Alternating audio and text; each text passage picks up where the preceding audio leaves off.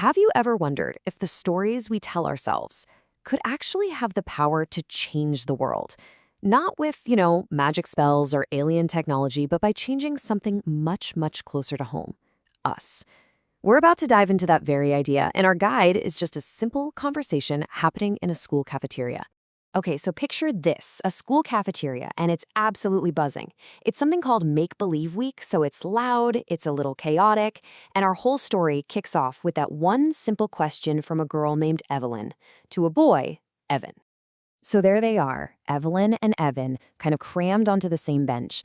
All around them, you've got classmates dressed up as space marshals, dragons, you name it.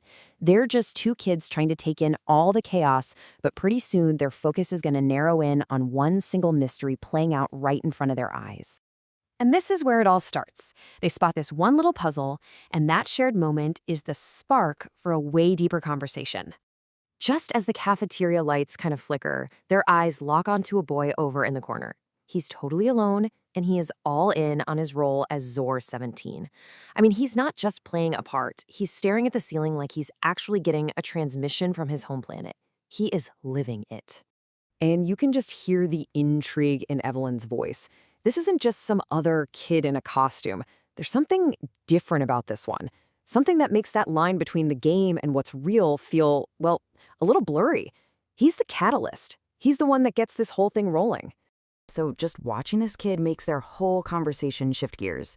It stops being about just observing and turns into this fascinating debate about what stories and belief are really all about. And here is the pivot. At first, they're wondering, can make-believe literally change the world?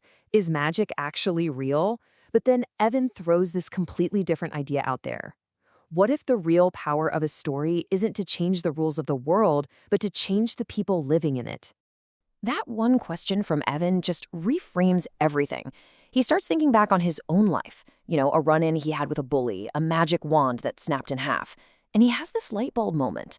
The story he told himself about being cursed wasn't what was important. What mattered was that believing in that curse gave him the courage to finally stand up for himself. So his whole new theory clicks into place. Believing in a curse is what fueled his courage. The guy who made the wand wasn't a magician. He just really understood how a bully would react. And so maybe Zor 17 isn't from another planet. Maybe he just feels like he is. And that story helps him get through a world where he feels like he doesn't fit. The belief changes the person, not the physics. And this new way of thinking, it builds and builds until it leads to this really powerful conclusion. This is where the big idea really crystallizes. Evelyn just hits them with the perfect question, right? It's the one we've all wondered. If our fantasies can't actually make us fly or cast spells, why do they feel so powerful? Why do they have such a strong grip on us? And Evan's answer, it's so simple, but it is so profound. The power isn't somewhere out there, it's inside of us. Beliefs are the fuel for what we do. They shape our choices, they give us courage, they make us resilient. And it's through our actions, the things we actually do, that the world really changes. So now that they have this incredible insight, they don't just sit there. This new understanding pushes them to stop just watching and to actually start participating. And this is great. Evelyn takes on a whole new identity. Not a fantasy one, a practical one. She becomes the investigator. Her new belief is that, reality might be fixed, but it's not a secret.